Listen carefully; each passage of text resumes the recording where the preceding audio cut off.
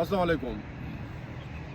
ये शायरा दस्तूर है और मेरे पीछे सुप्रीम कोर्ट ऑफ पाकिस्तान, इस तरफ कौमी असम्बली और सेनेट की बिल्डिंग है और इस तरफ वजारत खारजा है। पाकिस्तान में आजकल अदालती बहरान बहुत ज़्यादा बढ़ गया है। मैं आपको मुख्तसर सी अदालती तारीख के ऊपर चंद गुजारिशात करना चाहूँगा। गवर्नर जनरल ग़ुलाम मोहम्मद मलिक ने जब पहली दस्तूर साज असम्बली को मुअत्तल किया तो उस वक्त के स्पीकर मौलवी तमीज़ुद्दीन जो है वो अदालत चले गए। मौलवी तमीज़ुद्दीन, ये याद रखने की बात है कि बंगाली थे। उस वक्त की हाई कोर्ट ने मौलवी तमीज़ुद्दीन की दरख्वास्त को कबूल किया और दस्तूर साज असम्बली को बहाल कर दिया। हुकूमत वक्त गवर्नर जनरल ग़ुलाम मोहम्मद मलिक उस केस को लेकर उस वक्त की सुप्रीम कोर्ट में चले गए।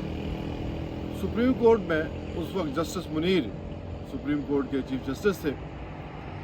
उन्होंने असम्बली दस्तूर साज असम्बली के तोड़ने के अमल को दुरुस्त करार दे दिया और ऐसे ले तो लाल उसमें लिखा कि इस कानून को ऐसे नहीं देखा, गवर्नर जनरल ने ऐसा नहीं देखा। गर्ज है कि जो पहली दफ़ा पाकिस्तान में नजरिया ज़रूरत मार्ज़ वजूद में आया तो वो उस वक्त गवर्नर जो है जनरल पाकिस्तान ग़ुलाम मोहम्मद मलिक की तोड़ी हुई असम्बली को जस्टिस मुनीर ने जो नजरिया ज़रूरत की तरफ बहाल किया, वो नजरिया ज़रूरत आज तक चलता आ रहा है।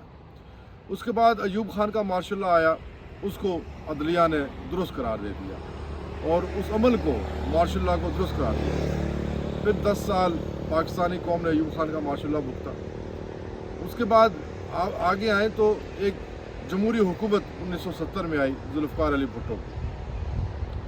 जुल्फ़िकार अली भुट्टो की हुकूमत को, जो पहली जमहूरी हुकूमत को जब ज़ियाउल हक़ ने मार्शल लॉ के ज़रिए ख़त्म किया तो फिर नज़रिया ज़रूरत प्रेवेल कर गया और नज़रिया ज़रूरत ने प्रेवेल करते हुए जुल्फ़िकार अली भुट्टो को पाकिस्तान के मुंतखब वज़ीर आज़म को सज़ाए मौत दे दी। और सज़ाए मौत देने के बाद जजेस ने यह लिखा, इस सुप्रीम कोर्ट ने यह लिखा कि इस केस को आइंदा मिसाल ना बनाया जाए। जिस तरह अदालतों में केसों को मिसाल बनाया जाता है, इस केस को मिसाल ना बनाया जाए। एक दफ़ा यहाँ पे जस्टिस खलील रमदे के सामने जस्टिस मुनीर के फैसले के फैसले को रेफरेंस के तौर पे पेश किया गया तो जस्टिस खलील रमदे ने कहा कि खुदा के लिए ये जस्टिस मुनीर का फैसला हमारे सामने मिसाल के तौर पे पेश मत किया करें, क्योंकि ये हमारी हर वक्त हमें वो अपनी बुरी अदालती तारीख को याद कराता और इससे मैं अपनी बेइज्जती महसूस करता।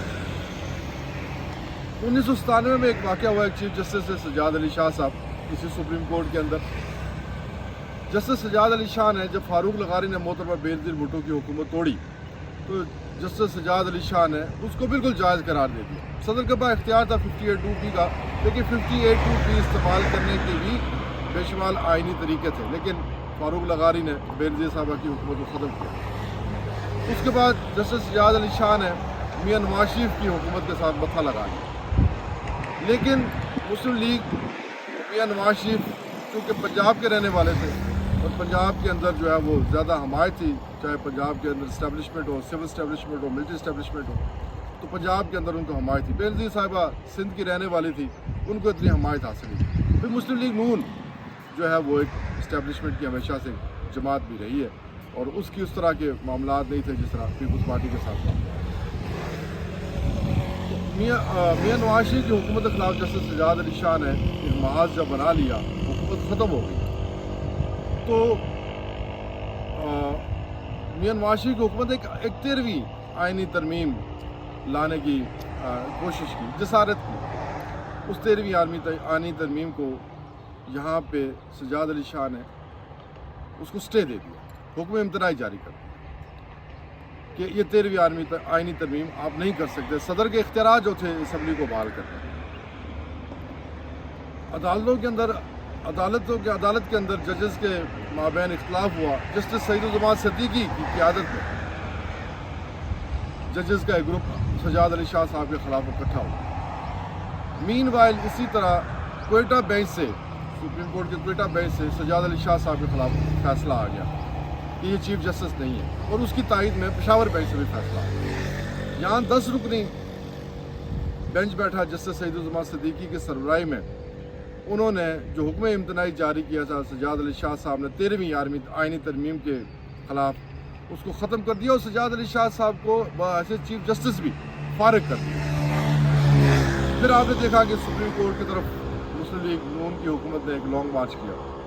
یہ وہی سپریم کورٹ ہے جب یہاں ڈی چوک میں دھرنا ہو رہا تھا، تو اس دھرنے کے دوران یہاں پہ طاہر القادری صاحب کی جماعت اور عمران خان کی جماعت کے لوگوں نے ان جنگلوں کے اوپر، ان دیواروں کے اوپر اپنے گندے کپڑے دھو کے پھینکے تھے۔ آج پھر پاکستان کی عدلیہ جو ہے، اور پاکستان کی عدلیہ بحران کا شکار ہے اور پاکستان بھی بحران کا شکار ہے۔ آج پھر چیف جسٹس عمر عطا بندیال صاحب جو ہے اپنے ساتھی ججز کو بائی پاس کرتے ہوئے مختصر ججز کو ساتھ رکھ کر پاکستان کے آئین کے ساتھ، پاکستان کے لوگوں کے ساتھ جو ہے وہ پھر یہ سپریم کورٹ ایک مذاق بن گیا۔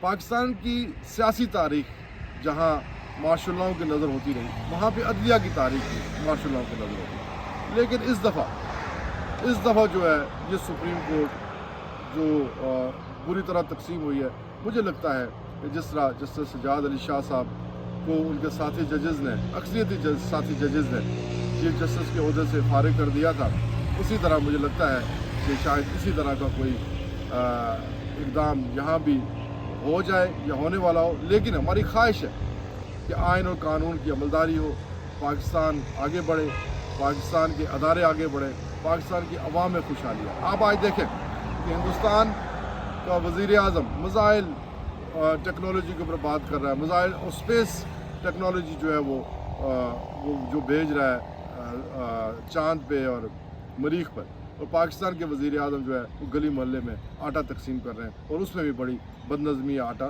تقسیم کرنے میں بدنظمی ہے۔ اللہ تعالیٰ ہمارے ملک کو سلامت رکھے، یہ ملک سلامت رہنے کے لیے بنا تھا۔ بہت شکریہ، بہت بہت